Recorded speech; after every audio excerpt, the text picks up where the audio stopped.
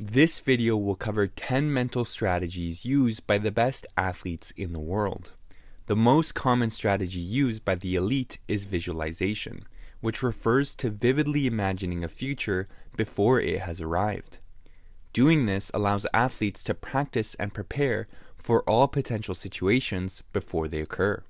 Here's how the greatest athlete of all time does it. I spent a ton of time visualizing on how the race could go, how I want the race to go, and how I don't want the race to go. So I'm already prepared. For whatever happens, I can accept it and move past it. Number 2, mindfulness meditation. Science shows that meditation significantly changes the brain, making it easier to focus and stay calm under pressure. Kobe was an avid proponent of meditation. And I do it for about 10 to 15 minutes. And I think it's important because it sets me up for the rest of the day. You know, it helps me. It's like having an anchor.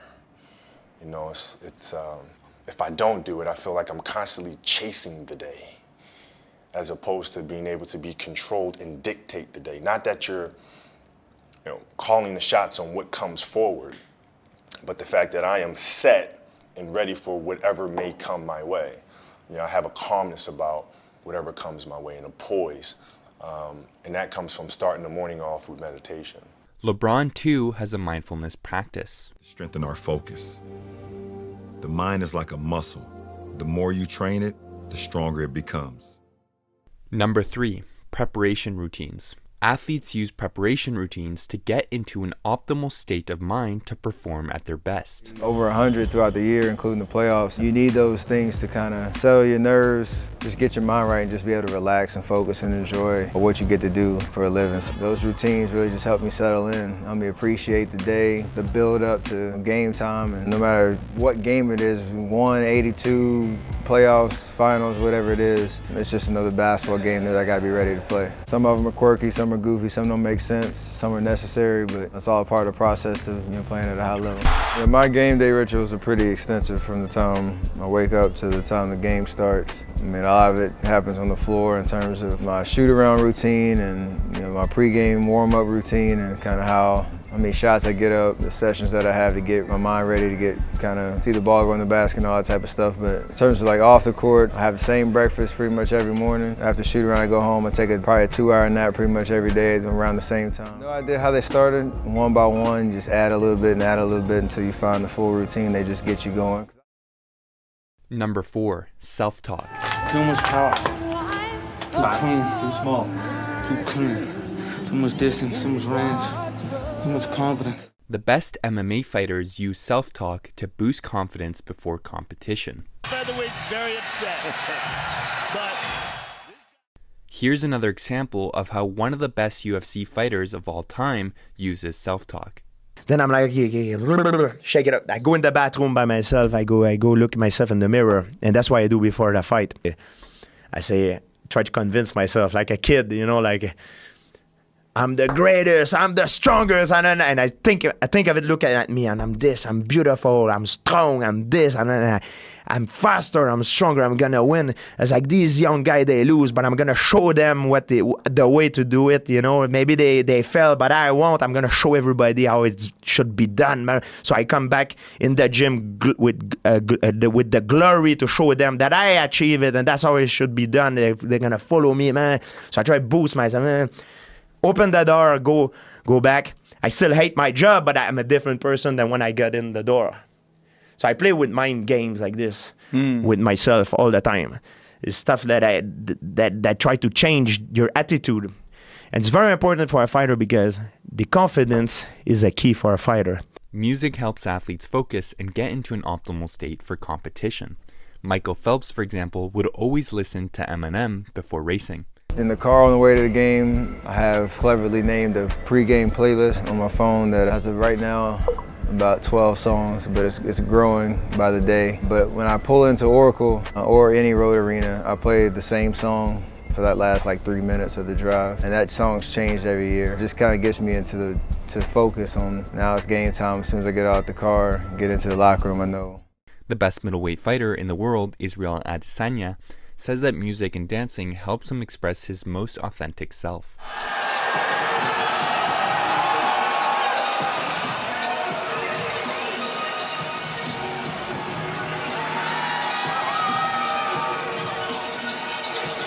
For me, it was also just a way of expressing my truest form. It gave me power, like the little, hints to the Naruto, the weebs, doing all my stuff, spirit bomb. When I put my hand up there and all my team behind me put their hand up, I felt I did this. Because I took the spirit. And I told some of my friends as well, when you see my hand go up, I don't care where you are in the world, where you're watching it, put your hand up. I told them, I was like, put your hand up. I want to feel you. So when I did that, people think it's all fun and games. I'm crazy. I believe this shit. Yeah. And the mind does not know what's the difference between reality and fantasy sometimes. So it really empowers me. And I walked out there and I was just like, I was feeling myself, man. Other exceptional athletes, like Lewis Hamilton, also use music to stay focused, avoid distractions, and get into flow. Enjoy the experience of. I listen to a lot of music throughout my race weekends, in general, every day of my life. So driving up here today, listen to music the whole way. Driving home tonight, I listen to music the whole way. Even in between meetings, whatever, that I'll be playing something. And then on the race weekend, when I'm doing my work on Sunday after the strategy meeting, for example, got the headphones on, I'm listening to music. Helps drown out the noise of the surrounding stresses and pressures and helps you focus in and narrow in on the most important thing, which is winning the race. Number 6, do the math. The elite do the math on what it will take to become great. 12 to 14, you went from scoring 0 to being the best in the state of all ages. Yep.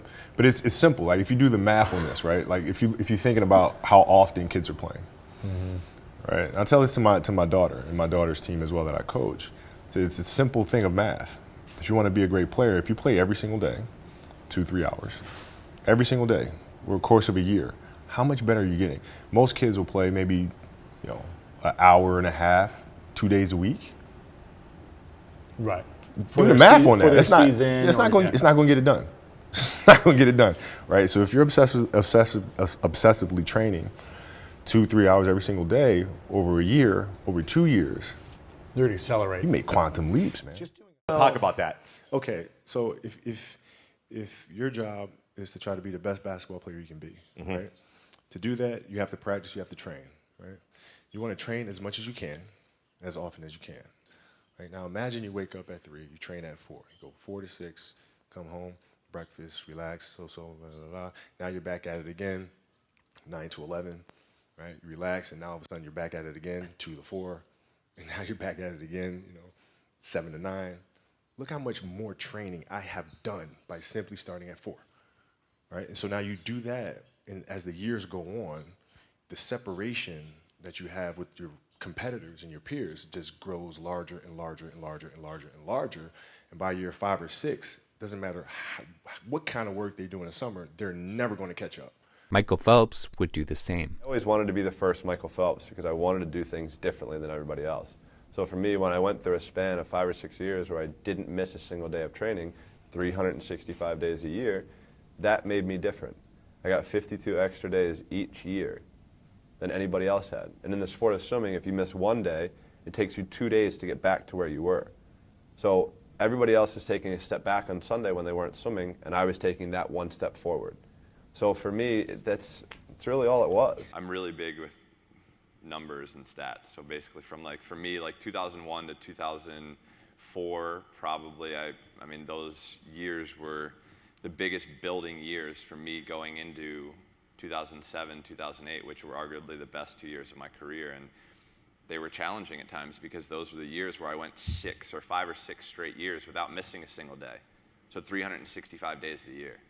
Doesn't matter a holiday, a birthday, if I'm sick, this or that, it doesn't matter. I was in the pool because that's what I wanted. I wanted to make that sacrifice to do something that nobody else was doing, to give me the opportunity to potentially do something that nobody else has ever done. And I think the biggest thing is during the days where I didn't want to go, or I was tired, I was sore, this, that, or the other, I still went.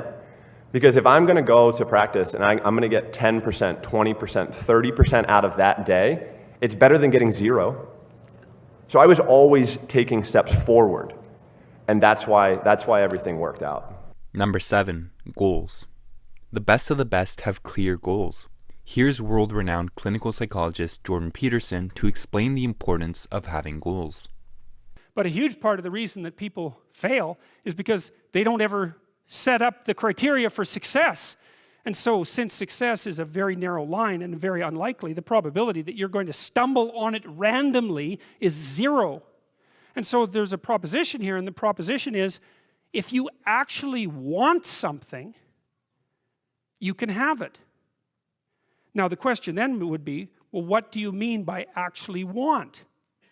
And the answer is that you reorient your life in every possible way to make the probability that that will occur as certain as possible. And that's a sacrificial idea, right? It's like, you don't get everything.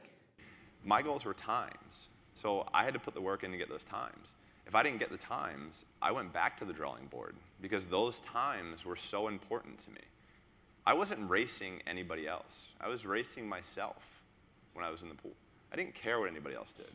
If I went the times that I had on my goal sheet, I knew there was not another soul on that planet that could have done the times that I had written down. So I didn't care. I want to be an Olympic gold medalist, I want to break a world record, and I want to be a professional athlete. And those goals that I thought about every single day kept me coming week after week and year after year until I was able to accomplish them. It was just the goals. Yeah. It's that easy. You know, like if I had a goal sheet and I accomplished everything on it, then I turned it over and wrote a different one. So I was always chasing those goals, and that was something that I learned how to do at a very young age. So goal setting, I think, is something that's very important because it gives you a purpose to get out of bed every day. And to your point, when you were saying to beat the shit out of somebody, yeah, that's what it was. I mean, I had to have that every day to get out of bed because back to the point of saying, there were days where I didn't want to go. So it's finding those little small ways to help you stay motivated when you don't want to do things. Slow diaphragmatic breathing helps athletes achieve calm and settle themselves into the present moment when it matters the most. LeBron James can often be seen doing this during breaks. To be able to be in a packed arena on the road with 20,000, 22,000 people, screaming fans, going crazy, the level of the pressure of the game, to be able to find a moment, 2 minutes or 1 minute or whatever, 30 seconds, to be able to just to close my eyes and just kind of relax myself and calm myself, take deep breaths, give myself an opportunity just to have an inner personal self. It's meditation, basically. The best tennis player in the world also uses slow diaphragmatic breathing during high-pressure situations. I encourage a lot of people that don't know where to start with all this, like meditation, visualization. It might seem a little bit abstract. Yeah. Like start with conscious breathing, because and as what you've done with us, you've led us through to counting the breaths, right? Yes. 1, 2, 3, Yes. 4, 1, 2, 3, 1, 4 in, 4 out. And there, millions of ways you can do that. But just simply starting to really be conscious of your breath, focusing maybe on the tip of your nose or something like that, or feeling the chair that you're sitting in, then you're starting to train yourself to be more in the present moment. I think as a professional athlete and being in an individual sport, I get to feel a really big leaps, so to say, or transformations of emotional states very quickly. I have no one really to rely on. So at times, as confident I am in myself and comfortable in my own skin and being so experienced, sometimes I feel like, oh, geez, I wish there was maybe someone, like I wish I had maybe another minute or two to sit down and like recollect before, recover before I step out and compete. But I don't. So I have to find a way. And the more I train myself to be mindful and to be present, the more I feel my breath and the more I'm recovering my energy. And as a result, the more I feel I'm performing better, right? Because I'm more present. Number 9, optimism. The best of the best have an unwavering belief that the future will work out. The draft report on you.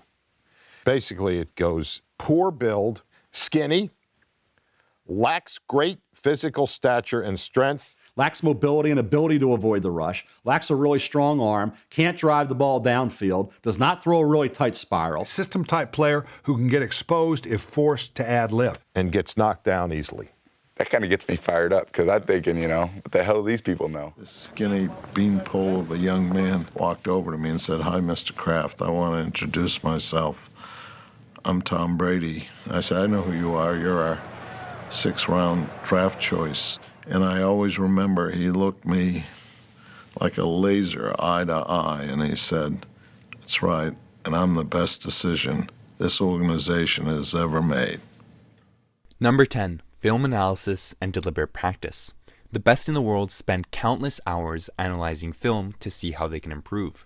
It's a process. Analyze film, find areas for improvement, engage in full concentration, deliberate practice to improve, and repeat again and again. That's the way to do it. You got to earn it every week. That's all for this video. Subscribe to the channel and check out the Mastery Blueprint courses to access the best mental training exercises used by the best athletes and sports psychologists in the world. Link is in the description. If you're still watching, your reward is a bonus strategy. Number 11. Control. The best in the world only focus on what they can control. I know what I go through on a daily basis. I know the process that I take. I also know what's in my control and what's out of my control. So I think a lot of my whole life it's been about focusing on the things that are in my control and trying to do the best with that opportunity and the best I can with it. There's obviously, as a contact sport, you can't control everything. I can control myself. I can control what I do for my body in the off season, how I prepare. I've talked about those things at length. Right. I feel like I've kind of laid the blueprint for people, whether people want to believe me or Absolutely. not. It's, you don't make all the decisions. I can control what I can control. So much of what my performance has been over the years is how do I maximize what I can do? And I can't, I can't run, I can't catch, I can't block, I can't tackle. I can do my job and I'm going to do it the best way I can. I got to trust everyone else to do the same thing. And there are certain things I can and I can't control, and there the only things that I really try to make sure that I pay attention to are the things that I can control. And I don't get frustrated when there's something doesn't go my way. Whatever that might be. I draw a circle around the date of the fight, and inside that circle, I write everything I have control of. My diet, my accountability, my commitment to training, just everything that I can control. And outside of that circle, I write everything I can't control. Sick. Inside that circle is my thoughts, my work ethic, my commitment. Outside that circle is opinions, critics, the media, my opponent. And I'll just go to that page in my book periodically throughout my training camp and on fight week and look at it. And I know I'm in a good spot because all the stuff outside of that circle doesn't matter. That's just noise. The only thing I can focus on and affect are the things inside of that circle. So as long as I'm doing that, I'm doing the most I can, doing everything I can. So I just make sure that the inside of that circle is taken care of. That's phenomenal. Thank you. Unbelievable.